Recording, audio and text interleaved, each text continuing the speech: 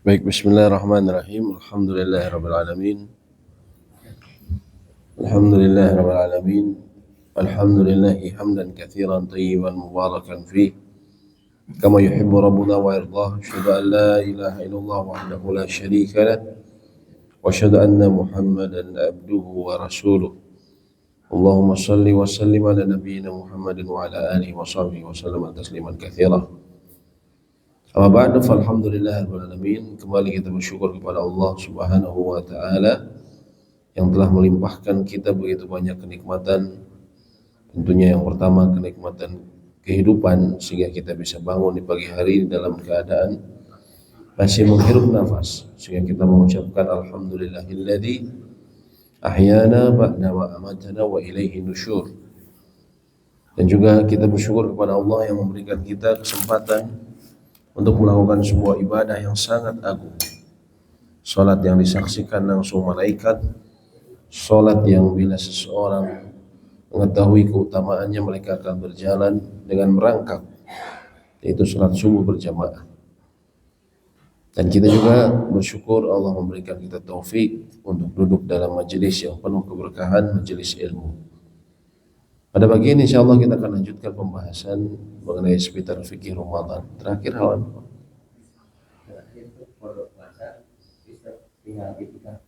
Oh, itikaf belum masuk. Kodok sudah ya? Oh ya, baik.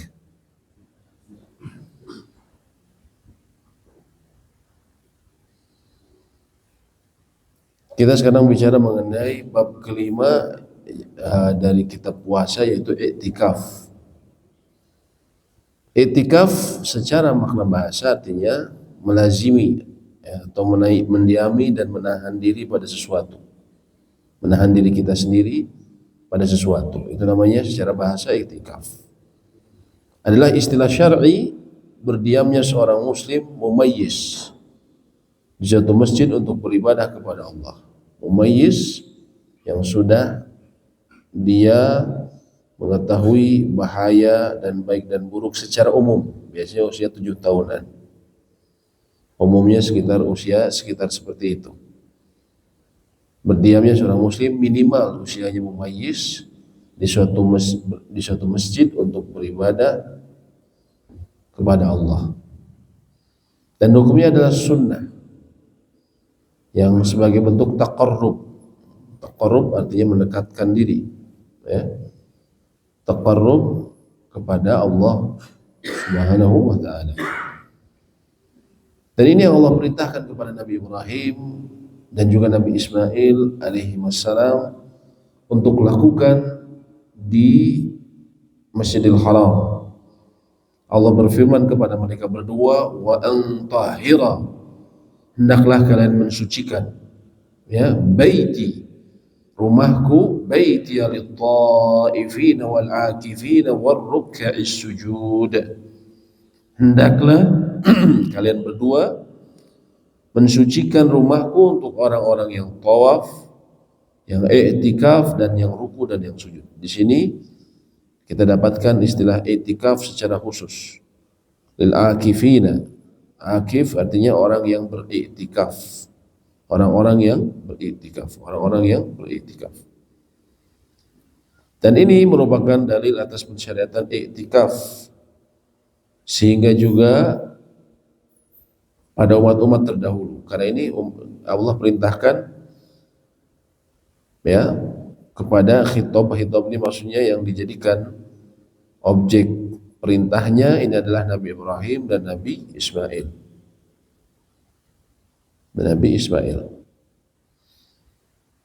Dan Allah juga berfirman ketika di ayat surat Al-Baqarah berbicara mengenai perintah untuk puasa saum Ramadan.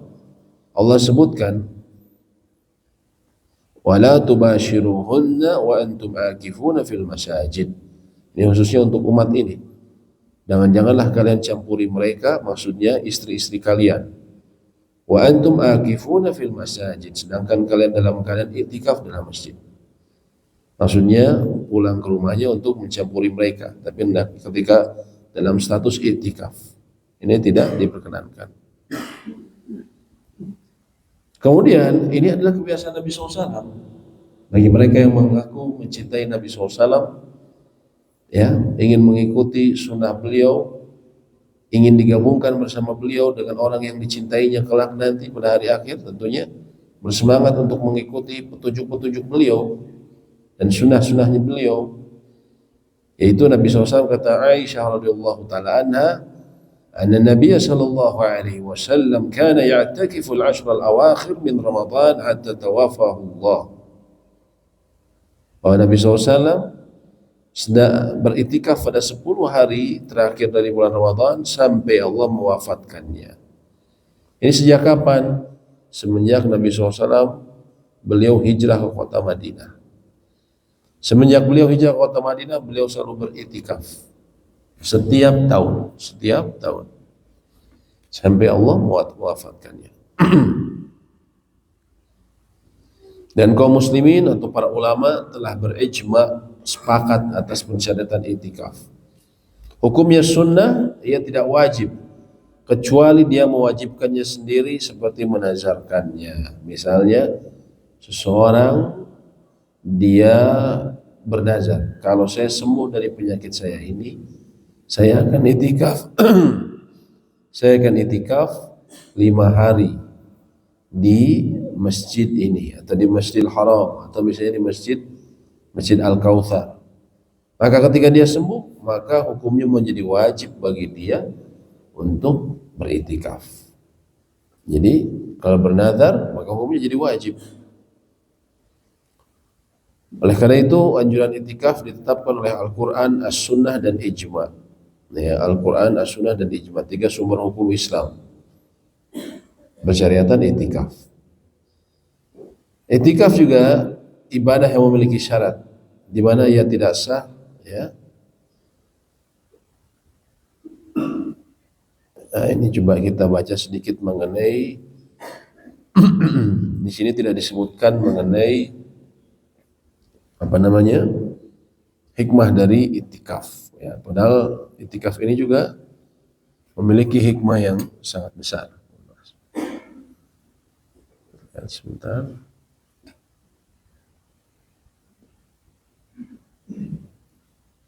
Dan itikaf bisa kapan saja waktunya. Hanya saja bila berbicara mengenai waktu yang sangat dianjurkan, maka tentunya 10 hari di akhir bulan Ramadan. Namun bukan harus. Kalau kita suatu saat ingin itikaf, ya, apalagi kalau bernazar, maka dia bisa untuk melakukan di hari-hari lain. Ya. Kita lihat di sini mengenai hikmah dari itikaf.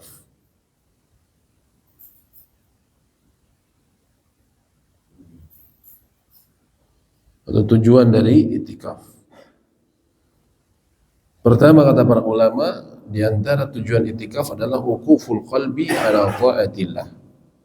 Kita menempatkan diri, mengikatkan diri, ya, melazimi di hati kita, kalbu kita dalam ketaatan kepada Allah. Dan ini benar, terutama kalau orang yang berada di masjid. Misalnya anggaplah itikaf 10 hari bulan Ramadan. Maka ya fokus utama kalbunya itu beribadah kepada Allah, mendekatkan diri kepada Allah.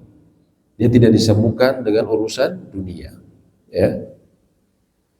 Kemudian adalah jam'ul qalbi alaihi wa waqfun nafsilah, ya, yaitu kita mengumpulkan, menggenapkan kalbu kita di atas ketaatan kepada Allah, dan juga memberhentikan jiwa untuk memusatkan perhatian padanya, ya.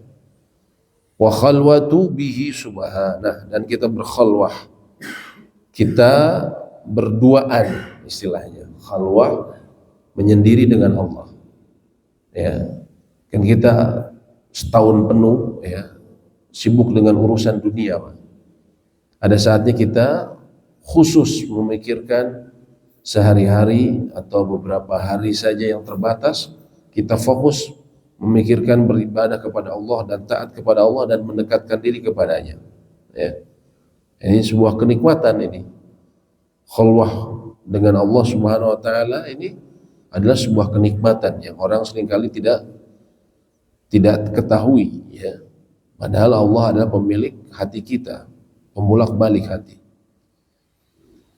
Kemudian tujuan yang lain yang keempat adalah al-inqita' 'anil ishtighal bil khalqi, tafrighul qalbi min umuri dunya, memutuskan, ya, hati kita dari sibuk oleh urusan makhluk, ya, urusan pekerjaan, urusan dunia, urusan kita mengejar ambisi dan segala macam, dan kita mengosongkan hati dari urusan dunia, ya, dan kita sibuk dengan Allah Subhanahu wa taala, ya, dengan apa? Dengan zikirnya, dengan mencintainya, dengan ibadah hatinya, ya, dan juga dengan menghadap kepadanya, ya, yang dengannya bisa dihilangkan kegundahan hati dan juga bisikan-bisikan keburukannya, lalu diganti, ya, ini kata para ulama, ini disebutkan dari perkataannya Ibnul Qayyim, ya, sehingga kemudian Allah akan gantikan dengan yang lebih baik, berupa Allah hilangkan tadi kegundahannya, kekhawatirannya, ya, Allah gantikan dengan pikiran yang disibukkan bagaimana tafakkur fi tahsili mardihi wa ma yuqarribu min. Seseorang bertafakkur bagaimana dia menghasilkan ridha Allah, bagaimana cara mendekatkannya, ya, sehingga hatinya yang keras menjadi lunak, ya, menjadi lunak.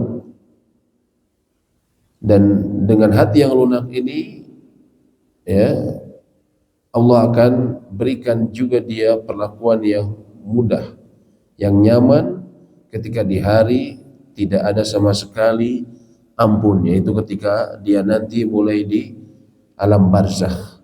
Ini disebutkan seperti itu.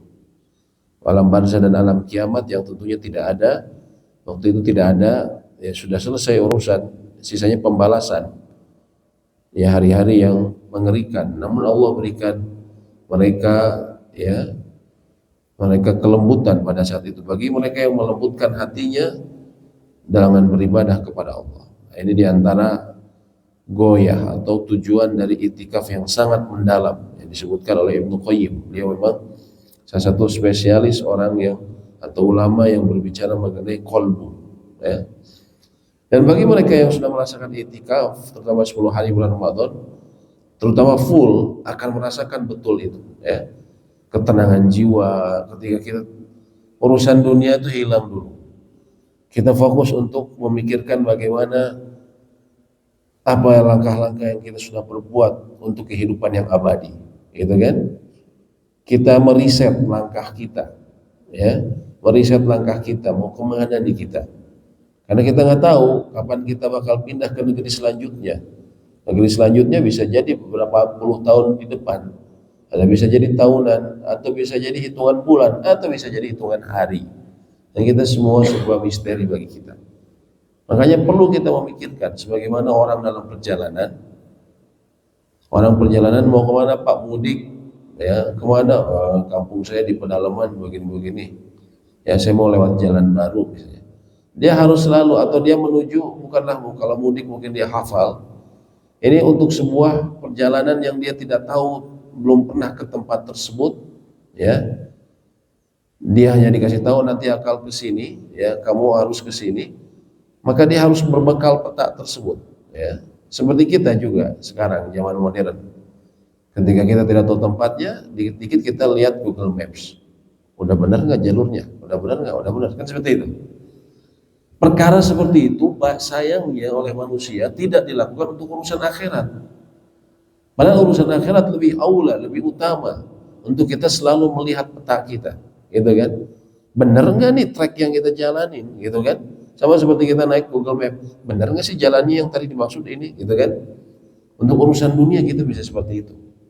Padahal resikonya apa ya? Tersesat biasa. Tapi kalau urusan akhirat tersesat, kita nggak akan nyampe, ya, surga. Masalahnya itu, kalau nggak masuk surga, cuma ada tempat kedua, neraka, nggak ada tempat lain, ya. Karena itu itikaf ini luar biasa, ya, membuat kita untuk memperhatikan peta lagi perjalanan kita, peta kehidupan, peta petunjuk. Ya. Iktikaf juga memiliki syarat-syarat yang tidak sah kecuali dengannya. Yang pertama adalah dia mumayyiz dan berakal, sehingga dan dia muslim, tidak sah dari orang kafir tentunya, orang gila, dan anak-anak yang belum mumayyiz. Anak 6 tahun, ya, itu mah cuma biasanya malah buat bising di masjidnya, gitu kan? Ikut-ikutan iktikaf malah buat bising, gak usah diikutkan. Iktikaf sah bagi anak yang belum dewasa kalau sudah mumayyiz, demikian juga wanita. Wanita sah untuk beriktikaf selama dia memenuhi syaratnya. Memenuhi syaratnya apa? Kata para ulama, di antara syaratnya adalah dia aman dari fitnah. Aman dari fitnah. Fitnah di sini maksudnya fitnah omongan, fitnah ini maksudnya cobaan. Dia menuju ke masjid, aman perjalanannya. Dia ketika di masjid juga aman, ada tempat yang khusus, ya, dan juga dia dapat izin dari walinya atau suaminya, dari suami atau walinya dapat izin. Kemudian juga, ya, termasuk bagi dia tidak menggunakan perhiasan ataupun wewangian, ya. Maka kalau memenuhi syarat seperti ini, dia diperbolehkan. Ya. Nah, tadi aman dari fitnah di perjalanan ataupun di masjidnya. Kalau ternyata bercampur, ya nggak bisa. Atau memang dia tidak ada tempat untuk menutupi diri dia juga, nah ini tidak aman. Ya.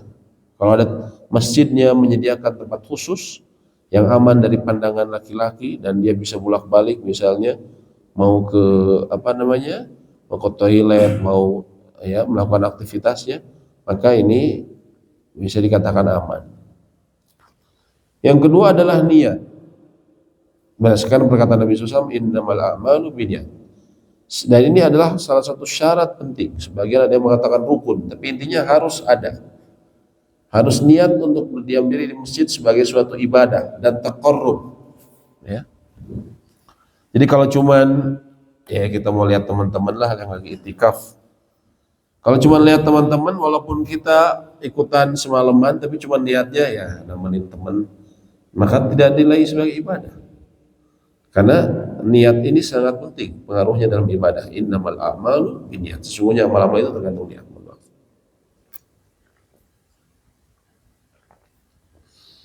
Kemudian hendaknya iktikaf dilakukan di masjid, bukan di rumah.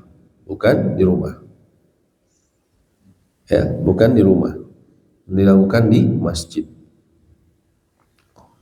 Bagaimana kalau masjid rumah atau musola, misalnya musola saya, rumah saya gede, saya punya musola sendiri, boleh nggak saya di situ? Nggak boleh. Ibu-ibu, ya, apakah boleh? Mayoritas ulama mengatakan tidak boleh, karena bukan itu tempat iktikaf. Ya, memang ada ulama yang mengatakan boleh. Abu Hanifah mengatakan boleh di masjid rumah kalau seorang wanita ada ya di tempat sholat dia di rumah. Tapi umumnya ulama tidak, karena iktikaf itu sebagaimana Allah sebutkan wa antum akifuna fil masajid. Secara khusus disebutkan iktikaf itu di masjid. Dan Nabi SAW selalu iktikaf di masjid, tidak pernah di tempat selain masjid. Termasuk di sini ya kita jadi peringatan juga bahwa iktikaf itu di masjid, bukan di tempat-tempat lain. Banyak di antara masyarakat yang ngaku muslim iktikafnya di mana Pak? Petilasan, kuburan. Judulnya dengan judul macam-macam, ya apa Pak? Laku spiritual. Judulnya macam-macam kadang ya, dibuat keren. Tapa, gitu kan? Nah, wisata religi. Kan seperti itu, Pak.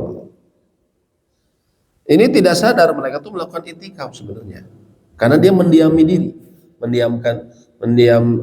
melazimi tempat, ya, mendiami diri suatu tempat selama beberapa saat.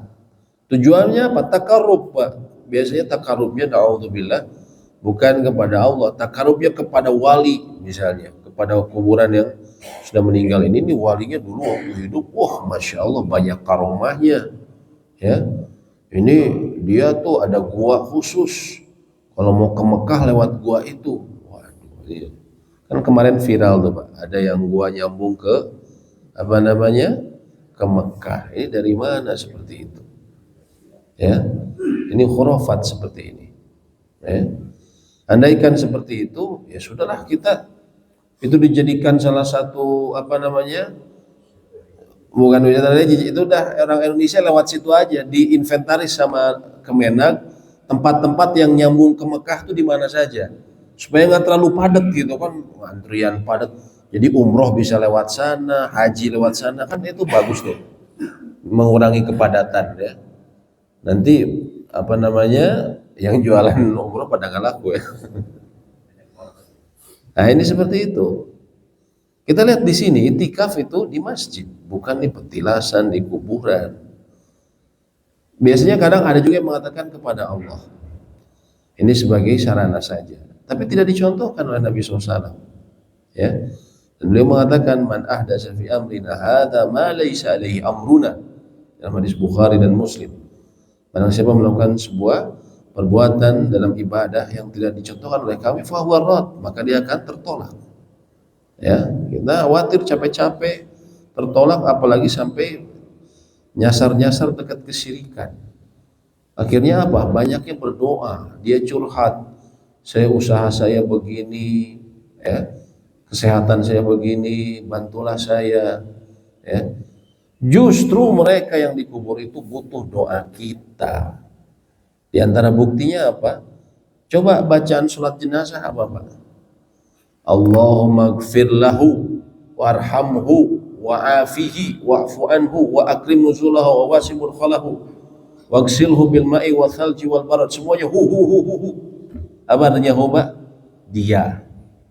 Ya Allah ampunilah dia.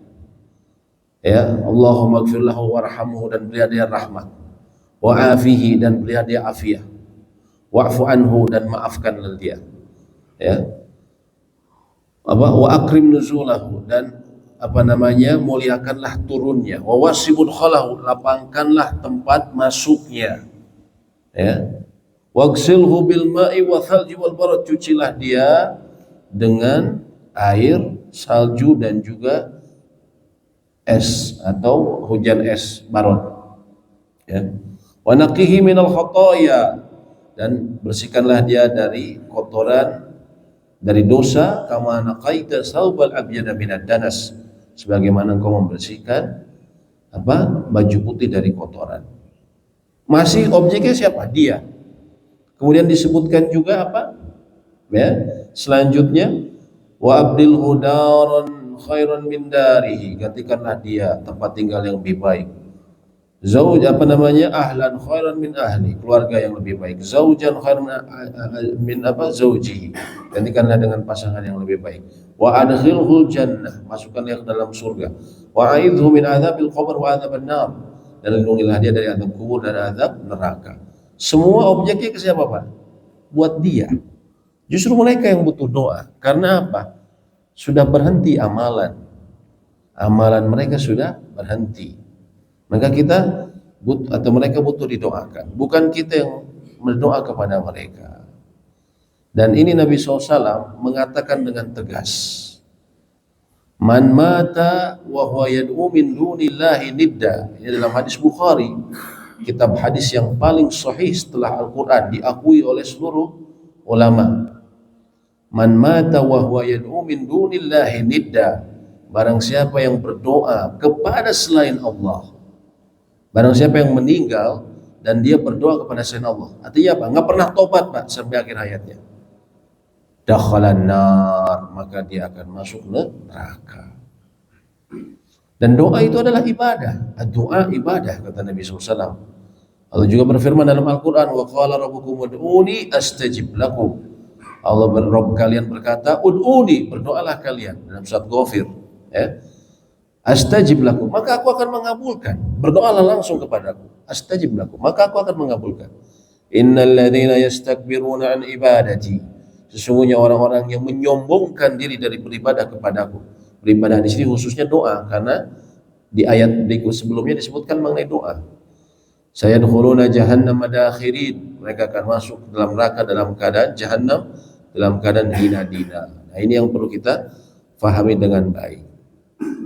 Dan kita ketahui bahwa ini kita perlu peringatkan, beri penekanan. Kenapa?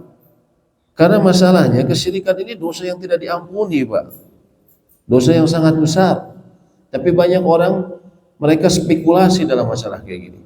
Ya. Allah sebutkan dalam surat An-Nisa ayat 48 misalnya.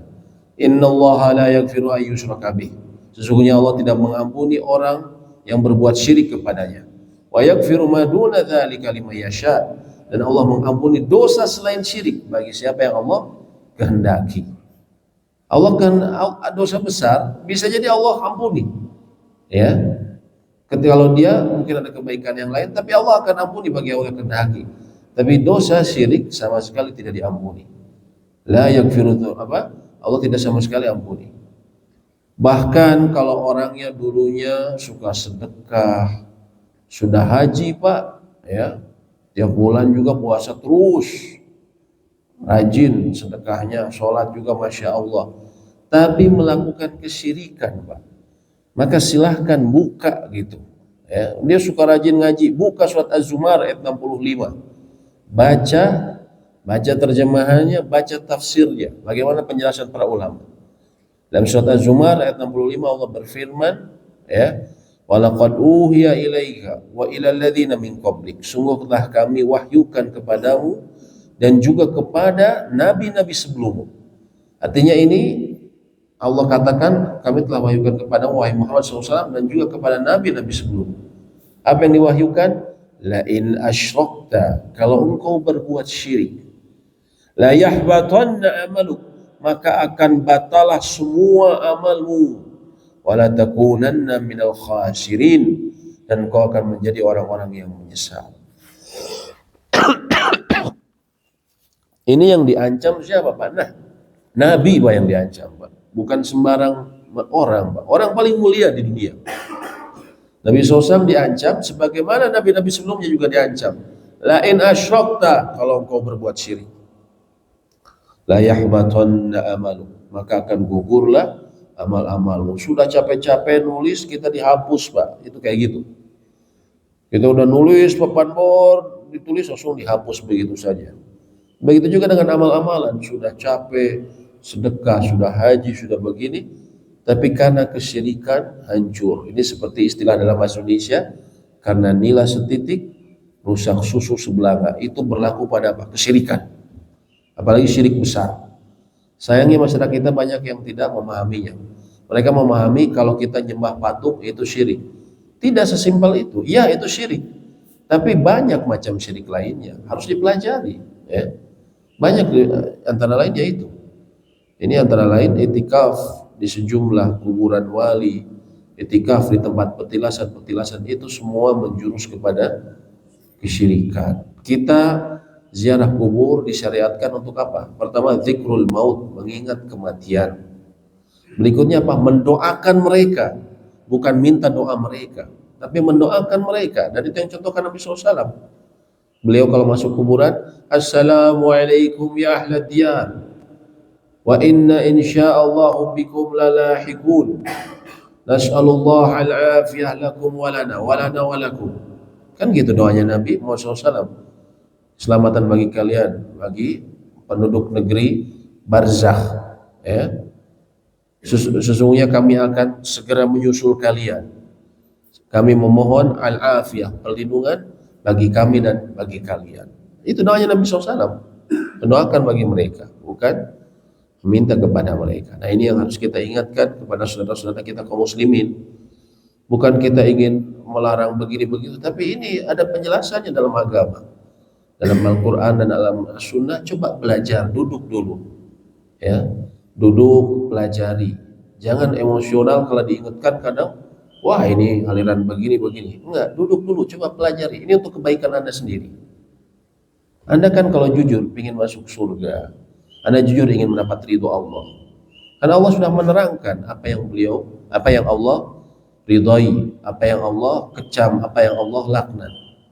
Apa? Dalam Al-Quran dan Sunnah, pelajari dengan baik. Ya. Ini yang harus kita ingatkan, karena banyak sekali ini ya terjadi penyelewengan seperti ini dalam agama kita yang mulia.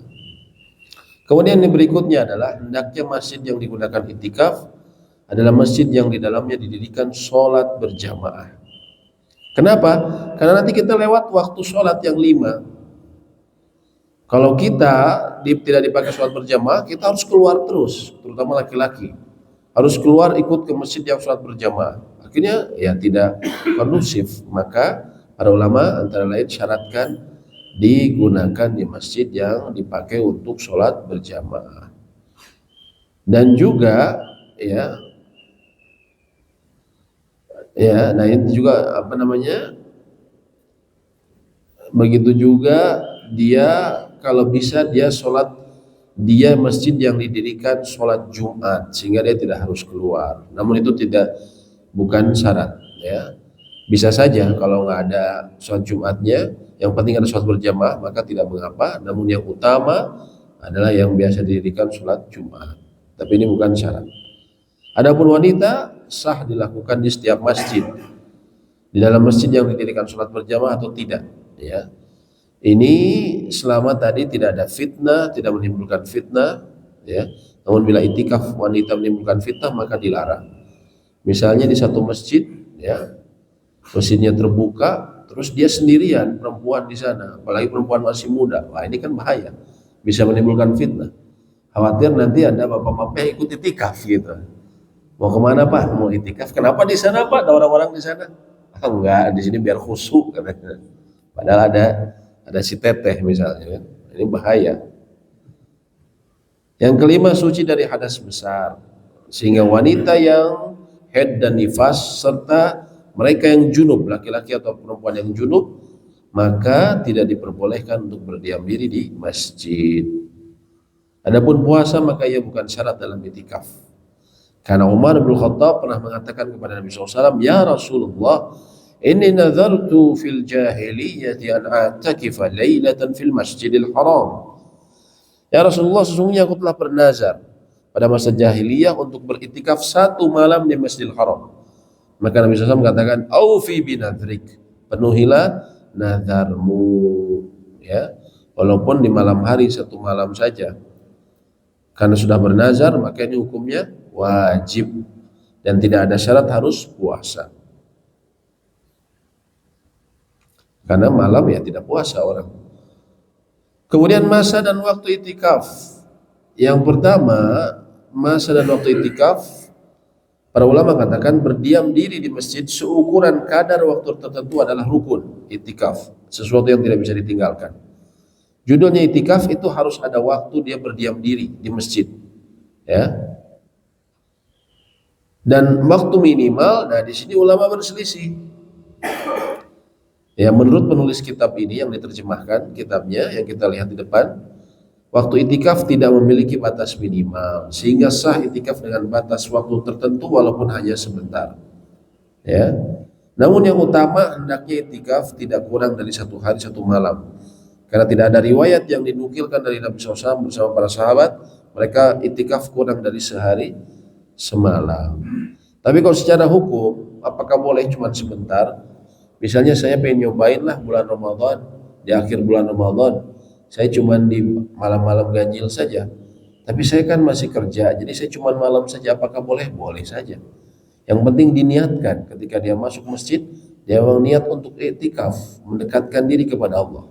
Ya, saya nggak sampai semalaman, cuma mungkin 2 jam karena saya ada lagi sesuatu yang misalnya saya punya orang tua yang harus diurus, nggak bisa ditinggal sama sekali, nggak apa-apa. Ya, yang penting kita sudah berniat minimal. Jadi sini wattaqullaha mastata'tum, bertakwa kepada Allah semampumu atau segenap kekuatan kita. Kita kerahkan dulu, bukan semampumu ini artinya saayana kata orang Sunda, bukan. Karena ini untuk urusan proyek akhirat, maka kita gunakan kekuatan kita. Kalau kita nggak mampu, ya jangan ditinggalkan, gitu kan? Kalau bisa 10 hari, itu yang terbaik. Kalau bisanya hanya malam saja 10 hari, ya tidak apa-apa daripada ditinggalkan. Kalau bisanya cuma malam ganjil saja, ya tidak apa-apa. Kalau bisanya hanya malam 27 saja, tetap kerjakan. Ya. Tapi jangan ditinggalkan. Berusaha untuk tidak ditinggalkan, terutama di bulan Ramadan. Ya.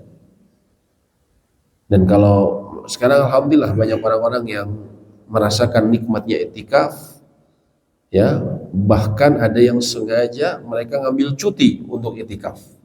Terutama kalau dia juga iktikafnya di tempat yang paling mulia, Masjidil Haram, ya. Makanya sekarang luar biasa. Alhamdulillah edukasi terhadap masyarakat ini semakin baik ya dalam hal seperti ini. Sehingga kayak umroh untuk iktikaf itu berbulan-bulan sebelum Ramadan udah habis, Pak. Ya. Berbulan-bulan dari bulan Desember udah banyak yang habis. Itu subhanallah. Minat masyarakat ya. Karena tahu keutamaannya. Dan waktu iktikaf yang utama tadi disebutkan 10 hari terakhir dari bulan Ramadan, ya. Maka bila beriktikaf pada selain waktu ini itu boleh, tapi menyelisih yang utama dan yang afdol. Jangan sampai seseorang dia Ramadan ditinggalin, tapi di waktu-waktu lain dia lakukan, rajin bahkan. Tapi Ramadan dia tinggalin. Nah, ini salah dong. Justru yang paling ditekankan 10 hari terakhir bulan Ramadan. Dan barang siapa niat itikaf di 10 hari akhir bulan Ramadan, maka dia sholat subuh pada hari ke-21 di masjid yang dia niat itikaf. Kemudian dia memulai itikafnya. Dan itikaf berakhir dengan terbenamnya matahari di akhir bulan Ramadan. Nah, ini sebenarnya diperselisihkan. Namun pendapat mayoritas ulama bukan di sholat subuh hari ke-21, tapi malam 21. Malam 21 itu apa ya? Pada maghrib. Kan kalau dalam penanggalan Hijriyah, Pak, ya, tanggal itu bergeser pada saat matahari tenggelam. Kalau kita biasa tanggal bergeser tanggal jam berapa, Pak? 00. Tapi kalau Hijriyah, tanggal itu bergeser pada maghrib.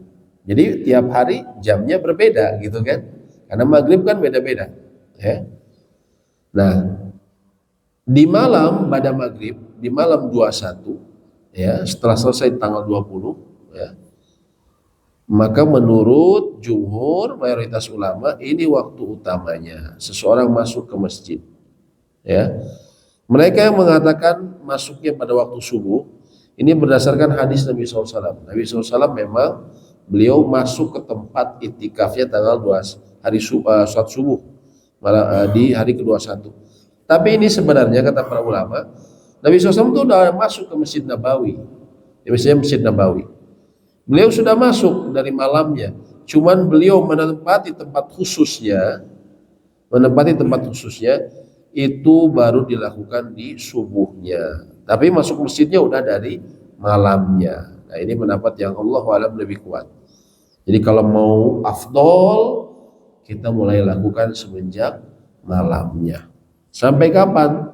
Terbenamnya matahari. Malam takbiran baru kita keluar. Ya, itu yang afdol. Anjuran itikaf pertama adalah itikaf ibadah di mana seseorang hanya berkholwat.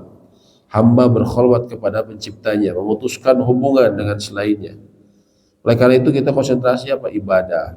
Orang itikaf itu insya Allah dia juga mendapatkan selama 10 hari, kalau yang 10 hari ya 5 sholat berjamaah, kemungkinan besar dia akan dapat rakaat pertama langsung sama imam. Dan ini keutamaan yang besar ya, keutamaan yang besar. Kalau dia 40 hari sholatnya tidak terlepas takbir dari imam, maka dia akan terhindar dari 2 hal yang sangat penting untuk dihindari, dari neraka dan juga dari kemunafikan, sifat kemunafikan. Kalau 40 hari dia tidak ketinggalan takbir bersama imam. Imam takbir dia berbarengan sama imam.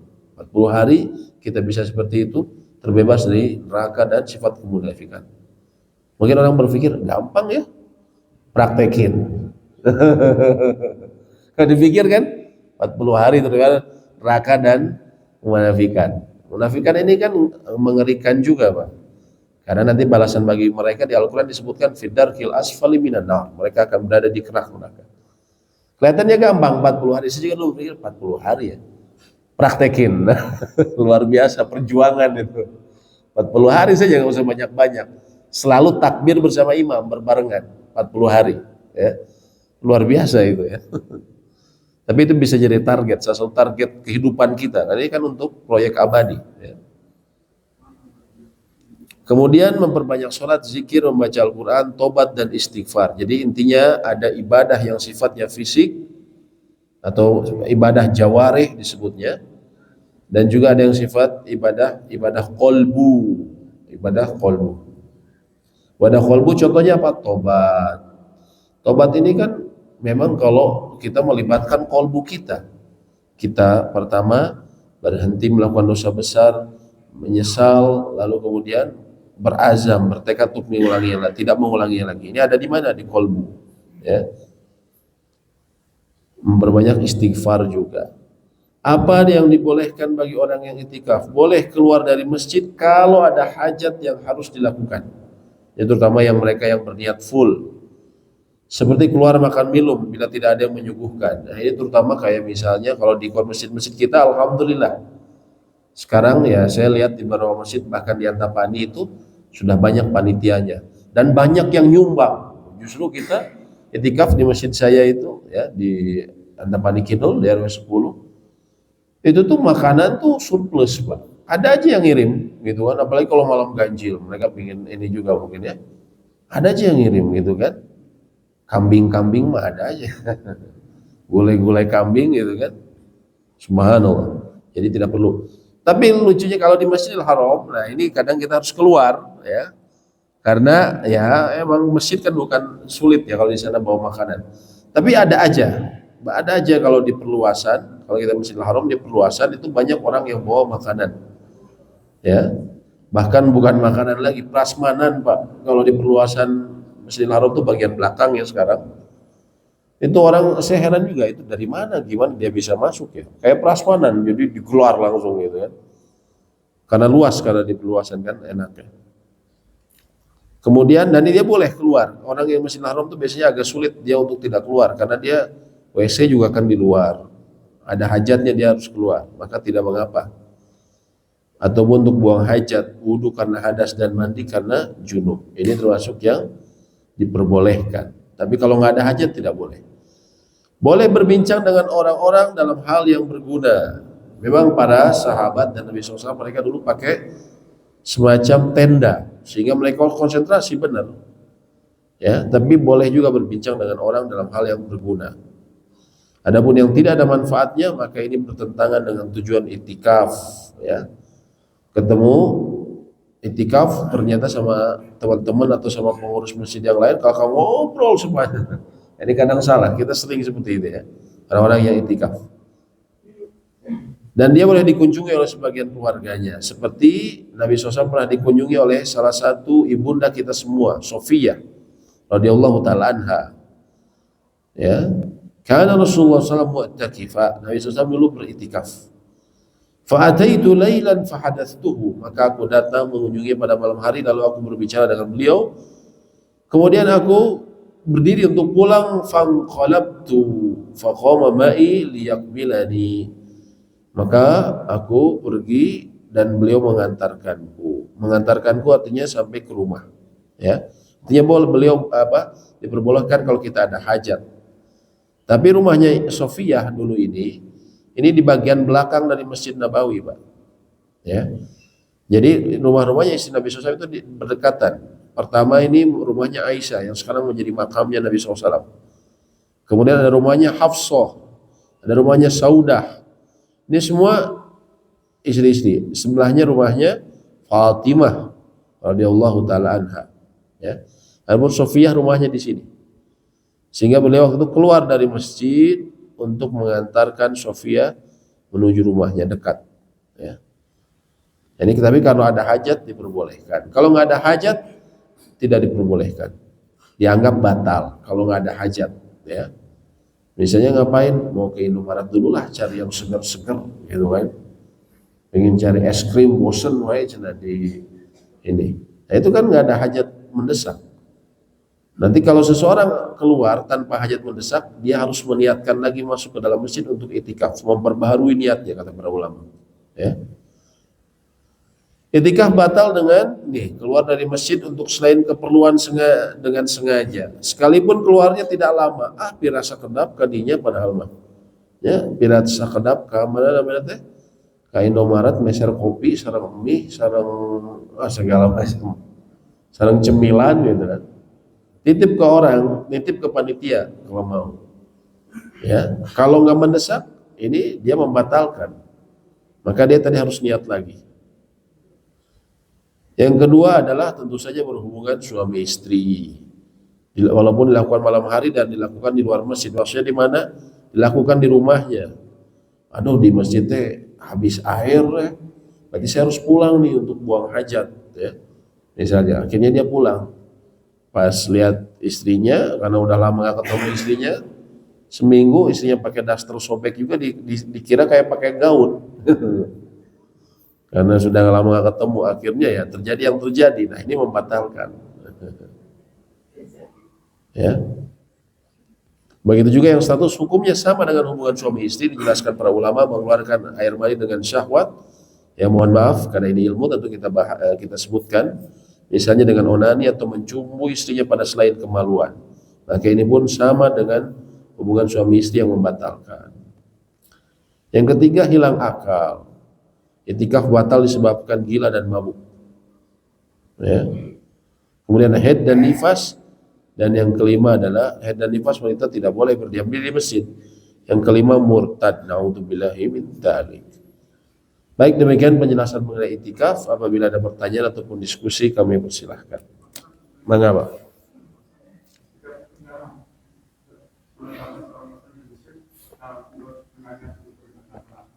Apa? Betul.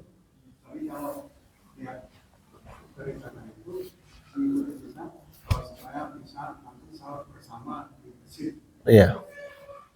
Boleh saja Pak, selama tidak mendominasi. Niat tersebut tidak mendominasi. Jadi kita niatnya karena Allah itu yang utama, tapi ya sekalianlah supaya kita sesama pengurus bisa guyub, ya, sahur bersama boleh saja. Tapi jangan itu dijadikan niat utama. Kalau menjadi, ini antara lain apa? Karena Allah sebutkan, ini masalah pembahasan niat yang seperti itu. Para ulama bahas, misalnya orang berhaji. Saya memang niat berhaji karena Allah, tapi saya ingin juga sesuatu yang lain, apa? Dagang. Misalnya, apakah boleh? Boleh. Ya, selama niatnya tersebut tidak merusak niat utama dan tidak mendominasi, tidak bertentangan dengan niat utama. Dalilnya dalam Al-Quran disebutkan, laisa alaikum junahun an tabtagu fadlam min rabbikum. Allah berfirman, bukan termasuk atau tidak termasuk dosa bagimu engkau berharap pahala atau berharap karunia dari Rabbmu. Laisa alaikum junahun. Ya. Jadi artinya boleh saja kita, ya, yang disebutkan dalam surat Baqarah ayat 100, Al-Baqarah 198. Ini berbicara mengenai ibadah haji. Orang yang berniat berhaji tapi sekalian berdagang. Allah sebutkan laisa alaikum junah. Tidak ada dosa bagimu antab tagu fadlan min rabbikum. Kau berharap karunia dari Rabbmu. Karunia di sini artinya mendapatkan hasil dari perdagangan. Nah, termasuk itu kita ingin ada misalnya keakraban dan segala macam. Insya Allah tidak mengapa asal tidak mendominasi. Ya. Silakan.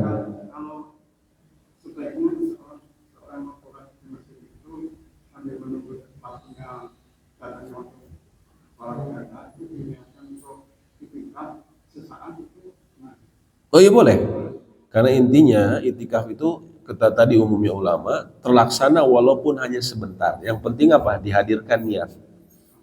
Dihadirkan niat. Bapak dari maghrib menuju isya, itu kita niatin itikaf, insya Allah dapat pahalanya. Itu dan itu ibadah yang sangat agung ya. Menunggu waktu sholat menuju waktu sholat berikutnya itu sama dengan ribat, seperti orang yang berjaga-jaga di perbatasan negeri kafir dengan negeri kafir yang berperang dengan negeri kaum muslimin. Pahalanya besar. Ya. Silakan. Apabila kita masuk tetapi sab sudah penuh, kita harus bikin sab baru. Tapi kita sendirian, saya pernah membaca katanya nggak boleh. Ada yang membawakan juga. Ya. Yang kedua, kalau misalkan kita masuk tuh ketika imam salam kan kita berdiri. Nah itu sutrahnya kita kemana? Apakah tetap imamnya dari berjamaah atau kita jadi sutra sendiri? Ya, baik. Sesuatu kadang-kadang ada jemaah tuh yang langsung keluar karena ke belakang tapi melewati sholat. Yang pertama tadi mengenai apa? Yang pertama tadi apa? Jadi lupa. Saat ketika kita masuk kita melihat saat sendiri karena Ya, kalau misalnya soft yang di depan kita penuh, tidak ada celah untuk masuk. Pertama keadaan seseorang yang masuk masjid ini ketika safnya tidak ada saf yang dia ketika saf penuh ini ada dua keadaan. Saf penuh tapi kita masih bisa masuk. Apa istilahnya kalau angkot penuh itu masuknya apa, Pak? Apa? Kalau masuk apa istilahnya nyelempit lah apa istilahnya. Masuk nyelempit ke yang jemaah yang sudah ada. Dan itu seringkali bisa dilakukan. Kenapa? Karena banyak jemaah yang tidak memahami bahwa sholat berjamaah itu harus rapat. Sehingga kadang suka ada longgar-longgar. Nah kalau ada celah kita masuk, maka kita harus masuk. Kita harus masuk. Kalau ada celah masuk. Ya. Itu yang kondisi pertama. Karena tidak boleh kalau ada celah untuk masuk, terus kita buat saf sendiri, maka itu dianggap tidak sah sholatnya. Dianggap tidak sah sholatnya. Tapi kalau sudah penuh, sama sekali tidak ada celah buat kita untuk masuk, maka boleh seseorang membuat saf baru dengan alasan ini kata para ulama darurat. Ad-daruratu tubihul mahdzurat. Keadaan darurat itu memperbolehkan sesuatu yang dilarang. Nggak boleh, hukum asalnya itu nggak boleh. Tapi karena darurat diperbolehkan. Ya itu ya. Jadi ada dua kondisi, tergantung kondisinya. Yang berikutnya, kalau kita sholat berjamaah, terus kita selesai masbuk, kita sholatnya tinggal sendirian, lalu kita ngikut sutrahnya sutrah apa? Sutrah ini yang menghalangi, ya di antara kaki dia dengan tempat sujud. Nah itu di balik tempat sujud sesuatu yang menghalangi sehingga orang tidak bisa hilir mudik. Sebagian ulama ada yang menganggap garis pun termasuk sutrah. Sebagian ulama ada yang menganggap garis pun termasuk sutrah. Kenapa? Karena mereka melihat ada hadis Nabi SAW bahwa beliau membuat garis sebagai sutrahnya. Hanya saja diperselisihkan hadisnya apakah sahih atau tidak. Kata Imam Syafi'i tidak sahih. Kata Imam Ahmad sahih.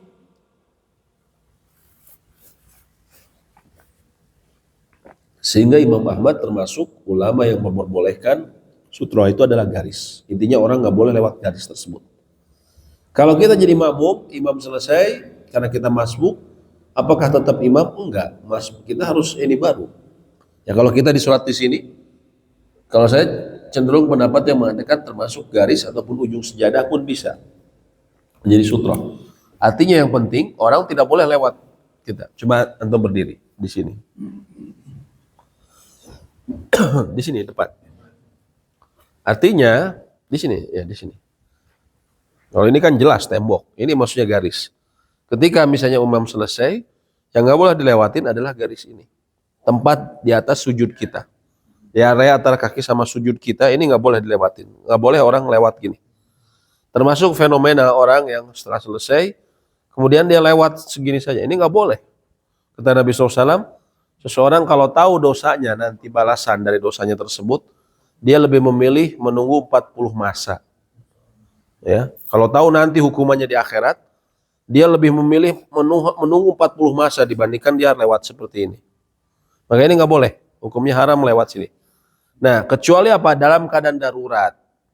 Dalam keadaan darurat ya misalnya macam-macam darurat. Ada yang harus ditolong, ada yang apa, nggak apa-apa lewat saja kalau keadaan darurat. Nah, yang tidak boleh dilewati dalam area seperti itu. Adapun di sini, karena ini sudah di luar batas tempat sujudnya, maka para ulama katakan ini tidak masalah. Kalau orang saya lewat di sini, ini nggak masalah. Dan tadi dijelaskan oleh Syekh Muhammad Shalih Al-Utsaimin.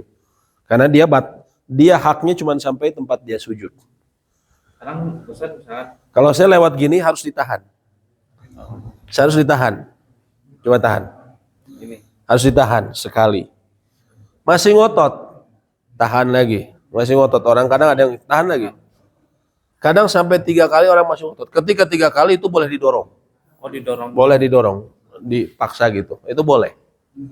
Berarti kalau 1 kali 2 kali itu masih ditahan doang. Masih ditahan. Tapi kalau ketiga kali itu boleh didorong. Aduh, kumaha apa nu didorongnya Pak RW itu. Nah, yang jadi masalah kadang. Makanya ini pemahaman seperti ini perlu difahami bersama. Jemaah masjid harus diedukasi. Kita harus edukasi terus.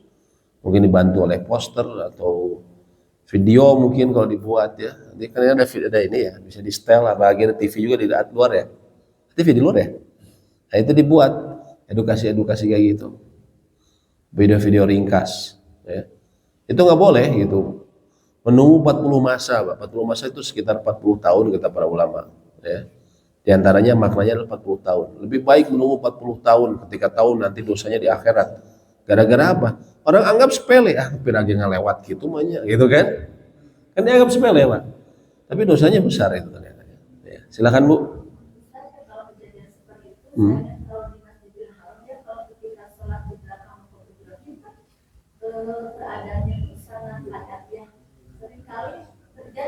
Pertama, sebenarnya kalau sekarang sholat di belakang makom Ibrahim itu sebenarnya itu tidak perbuatan yang tidak benar. Kenapa? Karena sudah nggak mungkin sholat di masjid di belakang makom Ibrahim itu, karena sudah jadi tempat tawaf yang sangat padat. Jadi pertama apa? Yang disalahkan, ini kalau bicara sholat di belakang makom Ibrahim langsung Bu ya. Dan karena saya bicara gini, karena banyak orang yang memaksakan, banyak ibu-ibu juga yang memaksakan sholat di belakang makom Ibrahim. Ini kesalahan fatal. Karena kalau sekarang tidak memungkinkan, karena itu tempat tawaf. Yang salah siapa? Dia. Pasti dia akan dilewatin, nggak mungkin nggak dilewatin. Ya.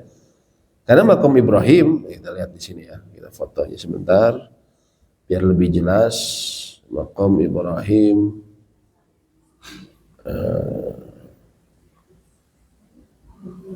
Misalnya begini.